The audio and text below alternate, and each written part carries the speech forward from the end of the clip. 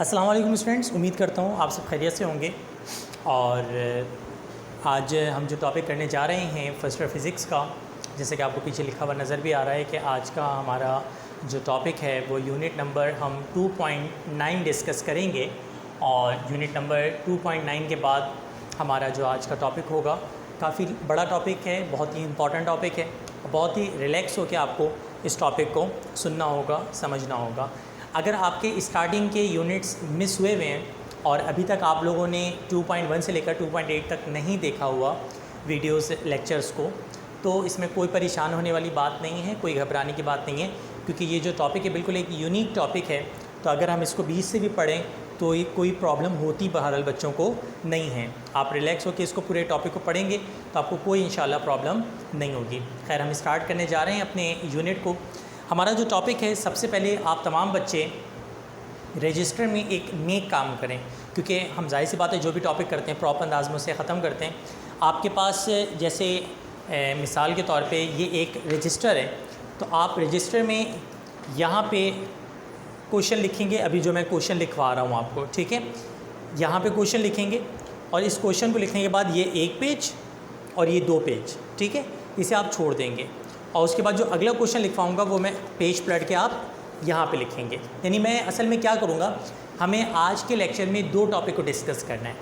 एक टॉपिक है जिसका नाम है डॉट प्रोडक्ट और एक टॉपिक है उसका नाम है क्रॉस प्रोडक्ट, ठीक है।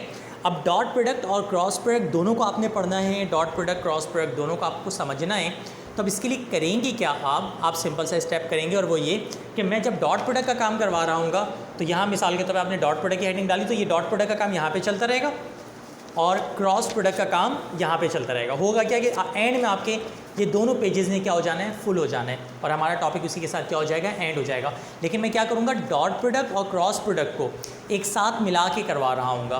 तो जब मिला के कराऊँगा तो ना आपको याद करने में बहुत ज़्यादा आसानी होगी। यानी वैसे तो डॉट प्रोडक्ट और क्रॉस प्रोडक्ट अलग अलग टॉपिक्स हैं, जो आज हमारा टॉपिक है डॉट प्रोडक्ट और क्रॉस प्रोडक्ट, बट जब आप डॉट प्रोडक्ट याद करोगे ना तो मैं आपको इतने आसानी के साथ कंपेयर करवा के अगला वाला स्टेप लिखवाऊंगा, यानी अगला वाला टॉपिक लिखवाऊंगा कि अगर किसी बच्चे ने डॉट प्रोडक्ट याद किया तो खुद ब खुद उसे क्रॉस प्रोडक्ट याद हो जाएगा, और अगर किसी बच्चे ने फॉर एग्जांपल क्रॉस प्रोडक्ट याद किया तो खुद ब खुद उसे डॉट प्रोडक्ट याद हो जाएगा। उम्मीद करता हूँ मेरी बातों को समझ गए होंगे आप। अब जल्दी से रजिस्टर निकालें और रजिस्टर में लिखें define dot product, define dot product और define dot product और scalar product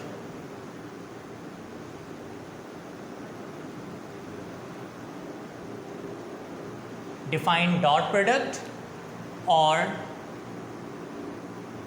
scalar product and give its example and give its example and properties and give its example and properties and give its example and properties। लिख लिया बेटा। अच्छा, अब आप क्या करोगे, ये अभी आपने फॉर एग्ज़ाम्पल आपने यहाँ पे लिखा है, ठीक है, आपने यहाँ पे ये सवाल लिखा है। अब आप एक ये वाला पेज और एक ये वाला पेज पूरा छोड़ दें, पेज पलट के आप यहाँ पे आ जाएं और यहाँ पे लिखें नेक्स्ट क्वेश्चन, लिखें डिफ़ाइन क्रॉस प्रोडक्ट। ये मेरा वाला पेज है, ठीक है, ये वाला पहला वाला पेज है और 2 पेज छोड़ के अगला वाला पेज यहाँ पर है। लिखें define cross product, define cross product और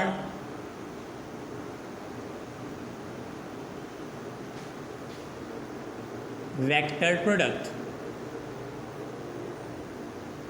डिफाइन क्रॉस प्रोडक्ट और vector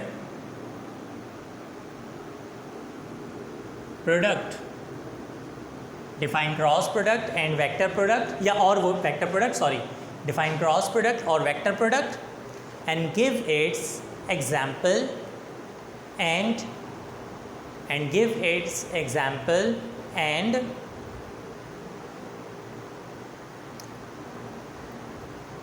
properties and give its example and properties। अब आप समझ गए होंगे मैं दोनों टॉपिक एक साथ कंपेयर करके लेके चल रहा हूँ ताकि हमारा एक टॉपिक ख़त्म हो और साथ साथ दूसरा टॉपिक भी ख़त्म हो जाए, ठीक है। तो डिफाइन क्रॉस प्रोडक्ट और vector product and give its example and properties, ठीक है। अब आ जाएं आप तमाम के तमाम बच्चे डॉट प्रोडक्ट वाले पोर्शन पे, तमाम बच्चे डॉट प्रोडक्ट वाले पोर्शन पे आ जाएं। अच्छा, अब डॉट प्रोडक्ट की डेफिनेशन क्या है ये ज़रा सुनिएगा तवज्जो के साथ। देखिए डॉट प्रोडक्ट क्या होता है, प्रोडक्ट का बुनियादी तौर पे मतलब क्या होता है। अगर आपसे कोई कहते हैं कि what is mean by the word product, product का मतलब है क्या, तो प्रोडक्ट का मतलब होता है मल्टीप्लाई करना, दो वेक्टर्स को क्या करना, मल्टीप्लाई करना, यानी उनका मल्टीपल लेना। तो अब क्या कह रहे हैं ज़रा देखिएगा, कहते हैं if two vectors are multiplied and their resultant is a scalar quantity,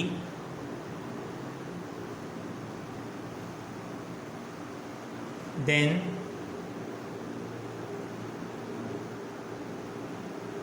this multiplication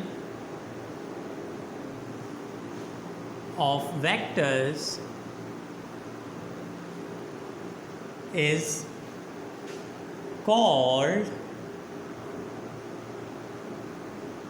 scalar or dot product. अब देखो मैंने कितनी आसान सी डेफिनेशन लिखवाई है। देखो स्केलर प्रोडक्ट या डॉट प्रोडक्ट क्या होता है, मिसाल के तौर पे हम दो वेक्टर्स को क्या कर रहे हैं, मल्टीप्लाई कर रहे हैं। दो वेक्टर्स आपस में क्या हो रहे हैं, मल्टीप्लाई हो रहे हैं।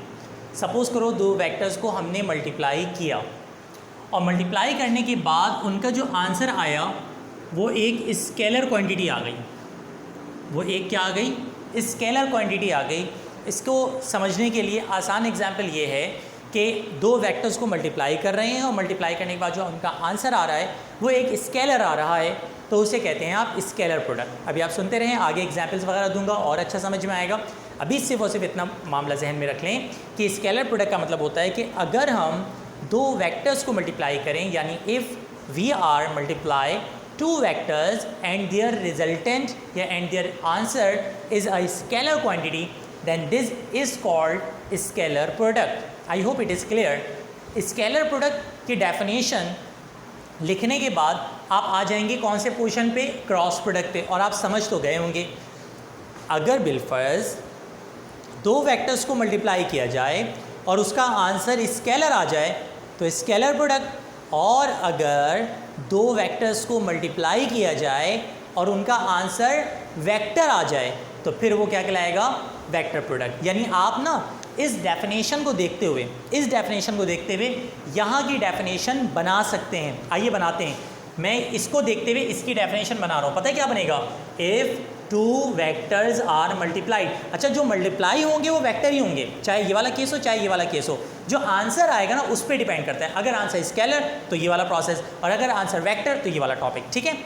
If two vectors are multiplied and their resultant is ah, यहाँ पे स्केलर की जगह क्या आ जाएगा, vector quantity, then this multiplication of vector is known as, ये इज कॉल्ड वेक्टर और क्रॉस प्रोडक्ट। अब आपको समझ में आया होगा मैंने पेजेस क्यों बनवाए थे। अब आप तमाम बच्चे जल्दी से रजिस्टर खोलें और डॉट प्रोडक्ट की डेफिनेशन लिखें, ये वाली कि if two vectors are multiplied करके यहाँ से लेकर यहाँ तक इसकी डेफिनेशन लिखें। और फिर आपका टास्क ये है कि पेज पलट के फ़ौरन से आपने क्रॉस प्रोडक्ट की साइड पे आना है। एंड ट्रस्ट मी, मैं जिस तरह पढ़ा रहा हूँ आपके टॉपिक हाथ के हाथ इंशाल्लाह याद हो जाएगा। तो आपने पेज पलट के क्रॉस प्रोडक्ट वाले क्वेश्चन पे आना है, और क्रॉस प्रोडक्ट पे आने के बाद यहाँ पे मैं डेफिनेशन अब आपको नहीं लिखवा रहा, मैं आपको नहीं लिखवा रहा। इसको देखते हुए ये वाली डेफिनेशन आप डिज़ाइन कर लें। उसको देखते हुए वाली डेफिनेशन बनेगी, if two vectors are multiplied and their resultant is a vector quantity then this multiplication of vector is known as, ये इज कॉल्ड वेक्टर प्रोडक्ट और क्रॉस प्रोडक्ट। अब पिक्चर ख़त्म हो चुकी। अभी हमने जस्ट इन दोनों की डेफिनेशंस को देखा है और उसके बाद दूसरे नंबर पे आता है इनके मैथमेटिकल एक्सप्रेशन का मामला। यानी अब हम इनके फार्मूलाज को ब्रीफ करेंगे कि इनका मैथमेटिकल एक्सप्रेशन क्या है। मैथमेटिकल एक्सप्रेशन तो अब, और ये आप समझ गए होंगे, जो चीज़ मैं इस पोजीशन में लिखूंगा समझ जाए वो स्केलर प्रोडक्ट का टाइप मामला है, और जो इस पोजीशन में लिखूंगा वो वेक्टर प्रोडक्ट का मामला है। ठीक है, हेडिंग डाल दें मैथमेटिकल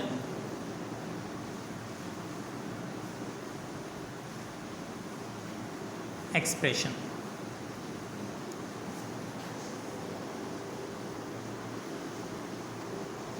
ठीक है जी, mathematical expression.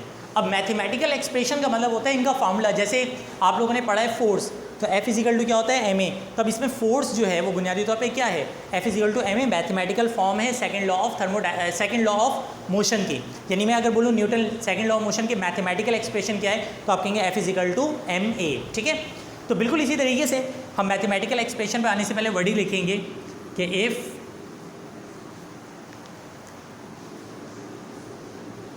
we have two vectors A and B which are making an angle theta with each other, then their dot product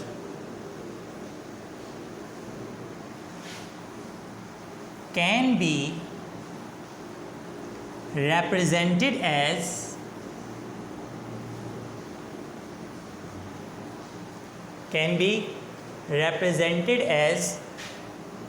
A dot B can be represented as A dot B is equal to A B cos theta. ये formula याद रखना, A dot B का formula होता है, ये आगे जाके बहुत यूज़ होगा न्यूमेरिकल्स में। A dot B is equal to A B cos theta, यानी जब डॉट हटाते हैं तो क्या लगा देते हैं, कॉस लगा देते हैं। यानी A डॉट बी का फार्मूला होता है, यानी डॉट का मतलब dot product, A dot B का फार्मूला होता है ए बी कॉस थीटा, यानी जब भी डॉट हटता है तो कॉस लगता है, क्योंकि डॉट हमेशा एक्स एक्सिस का फैक्टर होता है, एक्स में हमेशा क्या लगाया जाता है, कॉस लगाया जाता है। तो A dot B is equal to क्या होता है, ए बी कॉस थीटा। अच्छा, सेम मैंने इसकी डेफिनेशन लिखवाई, साथ में मैथमेटिकल एक्सप्रेशन लिखवाई। यहाँ भी डेफिनेशन तो आप लिख चुके होंगे, उम्मीद यही है मुझे। अब इसके बाद आप तमाम बच्चे हेडिंग डालेंगे यहाँ पे भी मैथमेटिकल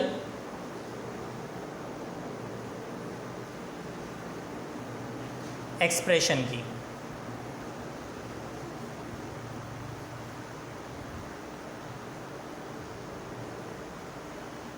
अब मैथमेटिकल एक्सप्रेशन करके ना ये वर्डिंग मैं अब दोबारा नहीं लिखवा रहा, इस वर्डिंग को देखते हुए यहाँ की वर्डिंग आप दोबारा से डिज़ाइन कर सकते हो।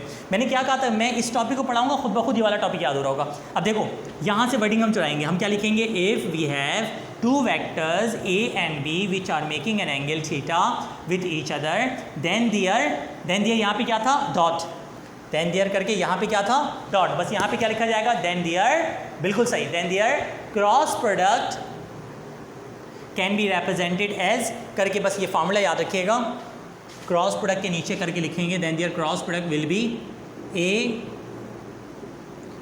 Cross B is equal to A B sine theta. A cross B is equal to A B sine theta, A cross B is equal to A B sine theta.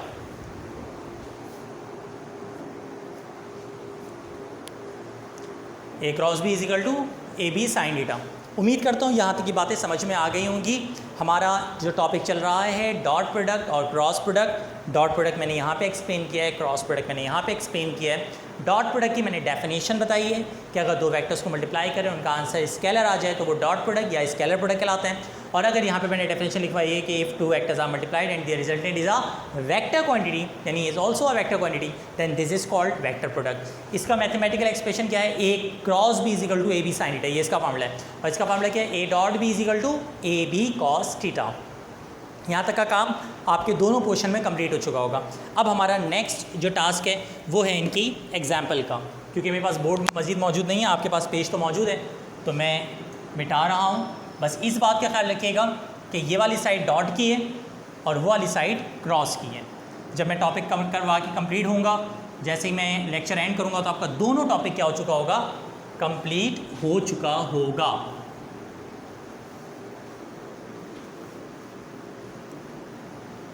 चलिए जनाब, अब आ जाएं इसकी एग्जाम्पल पे। तो हम अब हेडिंग डालेंगे फॉर एग्जाम्पल। फॉर एग्जाम्पल मतलब अब हम इनके कुछ एग्जाम्पल कंसीडर करेंगे, क्योंकि आपके जहन में आया होगा कि भाई आप ने डेफिनेशन तो दे दी, मैथमेटिकल एक्सप्रेशन पे हमने रट्टा मार लिया, लेकिन आपके पास कोई एग्जाम्पल है। एग्जाम्पल पढ़ाने से पहले मैं आपसे पूछना चाहता हूँ कि क्या आपको ये पता चला है कि बुनियादी तौर पे डॉट प्रोडक्ट होता क्या है। आप कहेंगे सर डॉट प्रोडक्ट में मतलब होता है कि दो वेक्टर को मल्टीप्लाई किया जाता है और इसका आंसर क्या हो जाता है, वेक्टर आ जाता है। तो आइए मैं आपको एग्जाम्पल नंबर 1 बताने जा रहा हूँ। Example number 1, work is the dot product of, या आप लोगों ने मैट्रिक क्लास में पढ़ा होगा, फोर्स एंड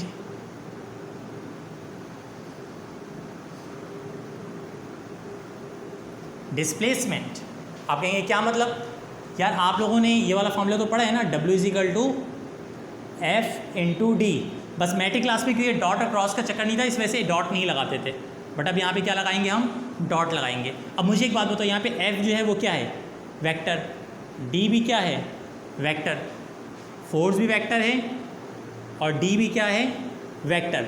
हाँ, ये है कि इत्तेफाक की बात है कि वर्क क्या है, एक scalar quantity. So number 1 example is work is the dot product of force and displacement. Here F is the force which is a vector quantity, D is the displacement which is also a vector quantity, but work is a scalar quantity. So the product of two vector is equal to a scalar quantity, and that's all. Example number 2, power is the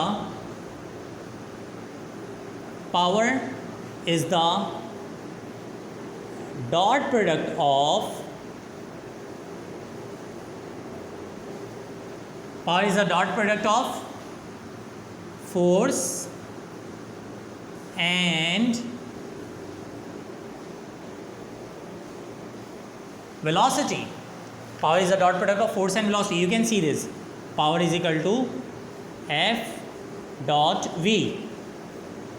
And this is another example of dot product. How sir? अरे बाबा, power is equal to Fv. Here F is the force which is a vector quantity, V is the velocity which is also a vector quantity, but power is a scalar quantity. So the product of two vectors is equal to a scalar quantity. So this is another example of scalar product. सो मैंने आपको scalar product की 2 examples करा दी, ठीक है। सबसे पहले हम definition याद करेंगे, उसके बाद उसकी मैथमेटिकल एक्सप्रेशन याद करेंगे, उसके बाद इसकी दोनों एग्जाम्पल्स याद करेंगे। अब आइए हम यहाँ के एग्जाम्पल पे चलते हैं। एग्जाम्पल नंबर 1, यानी यहाँ तक करने के बाद अब आप इस साइड पे आ जाओगे, ठीक है, यानी पेज पलट के आप क्रॉस प्रोडक्ट वाली साइड पे आ जाओगे। Number 1 example, torque is the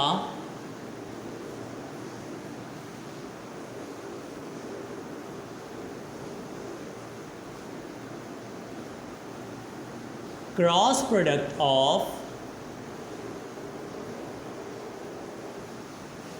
cross product of force and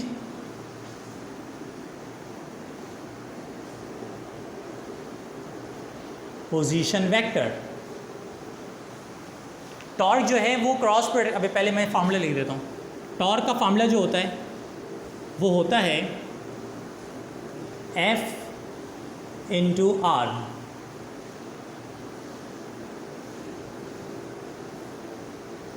torque is equal to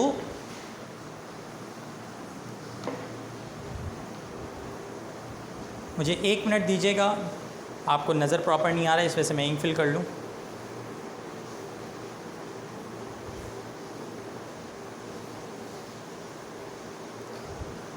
चलें जी आगे बढ़ते हैं। Torque is the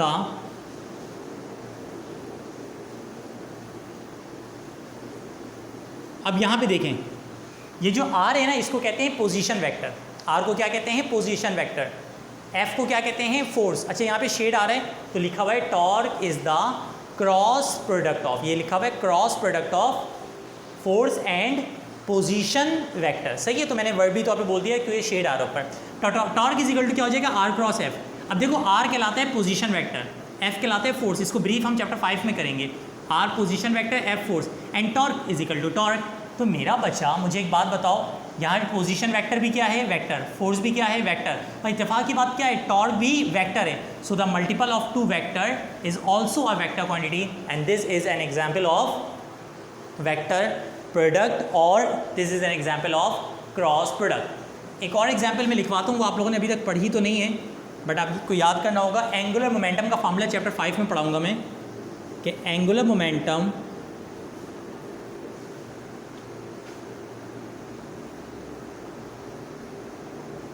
is the cross product of angular momentum is the cross product of position vector and linear momentum। या आप linear momentum और ये सब ना चैप्टर 3, 4, 5 वगैरह में पढ़ेंगे, तो अभी आपको सिर्फ और सिर्फ इसको याद करना होगा। तो एंगुलर मोमेंटम को रिप्रेजेंट करते हैं एल से। एल का फॉर्मूला होता है आर क्रॉस पी। यहाँ पे याद रखना, एल को कहते हैं एंगुलर मोमेंटम, पी को कहा जाता है लीनियर मोमेंटम, एल को कहते हैं एंगुलर मोमेंटम, आर को कहते हैं पोजीशन वेक्टर और पी को क्या कहते हैं? Linear momentum. अब यहाँ पे पी भी वेक्टर है, आर भी वेक्टर है और एल भी इत्तेफाक की बात है, वो क्या है? Vector. So the cross product of two vector is also a vector quantity. दोनों वेक्टर है, ये भी वेक्टर है। So this is an another example of cross product. तो सबसे पहले हमने दोनों की डेफिनेशन देख ली, उसके बाद दोनों की मैथमेटिकल एक्सप्रेशन देख ली। उम्मीद करता हूँ आप लोग साथ में काम भी कंप्लीट कर रहे होंगे। एंड देन हमने दोनों के क्या देख लिए? उसके मामला देख लिए, लाइक एग्जाम्पल्स वगैरह के। ठीक है, अब आ जाएं, चलते हैं सबसे इंपॉर्टेंट। पहले तो इसको जल्दी जल्दी राइट डाउन कर लो अपने अपने पोर्शंस में। स्केलर वाला जो पेज चल रहा है उसमें ये लिखो, वेक्टर वाला जो पेज चल रहा है उसमें ये लिखो, और फिर उसके बाद हम जाएंगे अपने सबसे इंपॉर्टेंट पोर्शन की तरफ। राइट डाउन करने के बाद अब आप लोग ये तो बोल नहीं सकते कि सर रुक जाएं, अभी लिखा नहीं है। तो अभी रुक जाएं तो आप एक काम करो ना, वीडियो को रोक लो और वीडियो को रोक के जितनी देर आप देखना चाहें सर दानिश को देख सकते हैं। मतलब वीडियो का ना एक अलग ही, लाइव क्लास का एक अपना मज़ा है। बुनियादी तौर पे लाइव क्लास का ना एक अपना मज़ा है और जो वीडियो रिकॉर्डेड है उसका अपना मज़ा है। दोनों के अपने अपने ना चार्म्स हैं। खैर, अब आ जाएं, हेडिंग डालें जल्दी से प्रॉपर्टीज़ की।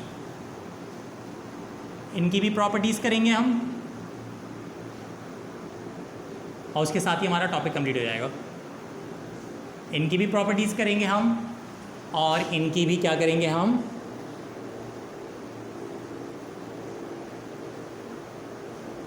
प्रॉपर्टीज़ करेंगे। ठीक है जी, चलें जी, दोनों की प्रॉपर्टीज़ की तरफ आ रहे हैं। आइए प्रॉपर्टीज़ को स्टार्ट करते हैं। देखें, अच्छा जी, अब प्रॉपर्टीज़ को देखना है हमें। प्रॉपर्टी नंबर 1 स्टार्ट करते हैं। प्रॉपर्टी नंबर 1 से देखें, प्रॉपर्टी नंबर 1 क्या कहती है इसकी, जो A डॉट B है वो याद रखिएगा ए बी हो जाएगा अगर बिलफर्स एंगल 0 डिग्री हो। ए डॉट बी क्या हो जाता है, ए बी हो जाता है अगर एंगल कितना हो 0। इसका मैं रफ वर्क में प्रूफ करवा दे रहा हूँ। ये हमारा रफ वर्क है जिसमें हम इसका प्रूफ कर रहे हैं। ये देखें, ये तो आपको पता ही है कि ए डॉट बी बराबर होता है ए बी कॉस थीटा के। आप कहेंगे सर वो आपने मॉडुलस नहीं बनाया, तो ज़रूरी नहीं है मॉडुलस बनाना, ए बी कॉस थीटा। तो अगले स्टेप में मुझे एक बात बताओ, हमने एंगल क्या कंसीडर किया है, A dot B is equal to A B cos 0 degree, ऐसे ही ना। यहाँ पे हमने एंगल क्या लिया 0 डिग्री। आप कैलकुलेटर निकालो साइंटिफिक और उसमें निकालो कॉस 0 कितना आ रहा है, जल्दी से निकालो कॉस 0। कॉस 0 कितना आया 1, कॉस 0 कितना आया 1, तो ए बी इंटू 1 क्या हो गया A B.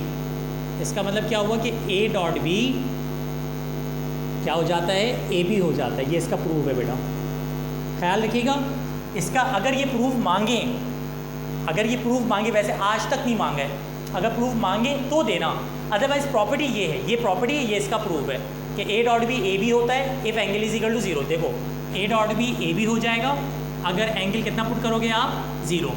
This is the property number 1 of dot product. ये डॉट प्रोडक्ट की प्रॉपर्टीज़ करवा रहा हूँ अभी। अब आ जाए नेक्स्ट के ऊपर। नेक्स्ट प्रॉपर्टी याद रखिएगा, ए डॉट बी, याद रखिएगा ए डॉट बी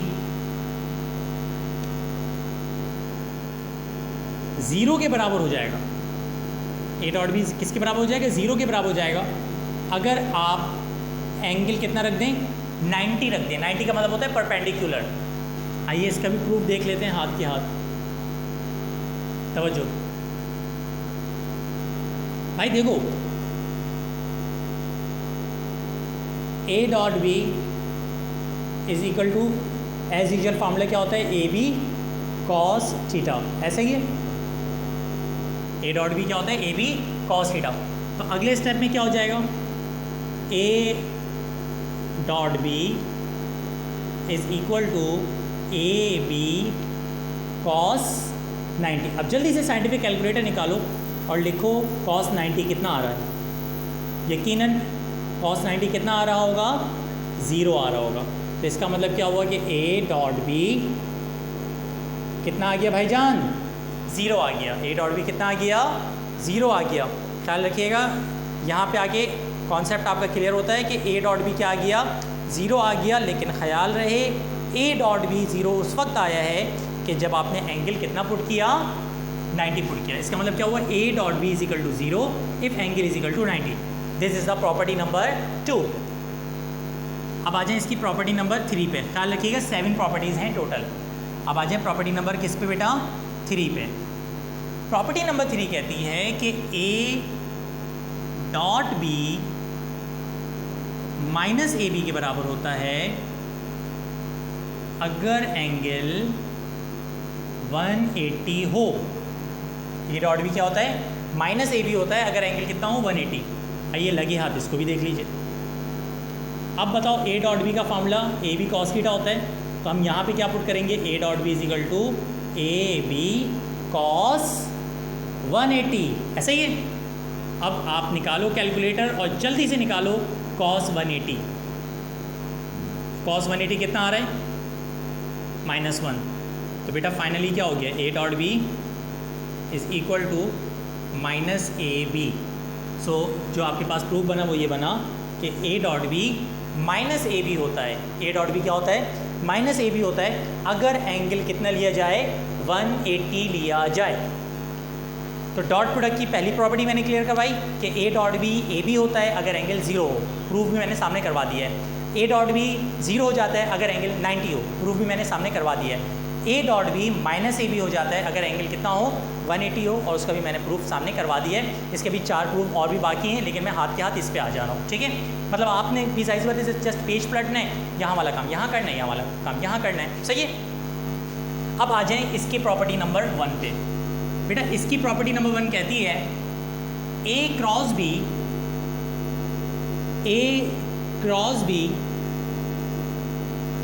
ज़ीरो होता है अगर एंगल 0 डिग्री हो। ए क्रॉस बी ज़ीरो होता है अगर एंगल कितना डिग्री हो, 0 डिग्री हो। आप कहेंगे कैसे, आइए देखते हैं कैसे। अब मुझे एक बात बताओ, ए क्रॉस बी का फार्मूला क्या है? आप कहेंगे ए क्रॉस बी का फार्मूला होता है ए बी साइन थीटा। ये नज़र आ रहा है, बिल्कुल नज़र आ रहा है, शेड आ रहा है। थोड़ी देर के लिए मैंने लाइट बंद की है ताकि आपको हल्का हल्का नज़र आ जाए। मैं बहुत काला नज़र आ रहा हूँ, मैं इतना काला हूँ नहीं, लेकिन वो क्या है ना, वो एक वीडियो वायरल हुई थी ना, ब्राइट करें इसे ब्राइट, तो सिर्फ शेड की वजह से मैंने हटाया इसको, ठीक है। तो A cross B equal to A B sine theta. अब मुझे एक बता दो एंगल कितना पुट करना है, 0। तो अगले स्टेप में क्या हो जाएगा, ए बी साइन 0 डिग्री, ऐसे ही है। अब जल्दी से साइंटिफिक कैलकुलेटर निकालो और उसमें करो कि हमारे पास साइन 0 कितना आ रहा है, यकीनन कितना आ रहा होगा, 0। तो इसका मतलब क्या हुआ, पूरा फैक्टर क्या हो गया, 0 हो गया। यानी प्रॉपर्टी नंबर 1 क्या बनी कि ए क्रॉस बी 0 होता है। ए क्रॉस बी क्या होता है, 0 होता है अगर एंगल क्या लिया जाए, 0 डिग्री लिया जाए। यानी A cross B is equal to 0 if angle is equal to 0 degree. अब इसे आप राइट डाउन कर लें। इसके बाद हम करेंगे अगला पॉइंट। दूसरा पॉइंट कहता है कि ए क्रॉस बी ए बी हो जाता है। ये बिल्कुल ऐसा ही है जैसे ये प्रॉपर्टीज़ करवाता। ए क्रॉस बी क्या हो जाता है, ए बी हो जाता है अगर एंगल 90 डिग्री हो। अब इसका भी प्रूफ देखना तो पड़ेगा। मैं ए क्रॉस बी ए बी हो जाता है अगर एंगल 90 डिग्री हो। आइए इसका भी प्रूफ देखते हैं। अब मुझे एक बात बताओ, ए क्रॉस बी यहाँ पे क्या पुट करोगे आप, ए बी साइन 90, यही पुट करोगे। A cross B equal to A B sine 90। आप जल्दी से कैलकुलेटर निकालो और निकालो साइन 90 कितना हो रहा है। तो मेरा बच्चा साइन 90 यकीनन कितना आ रहा होगा, 1। सो ए क्रॉस बी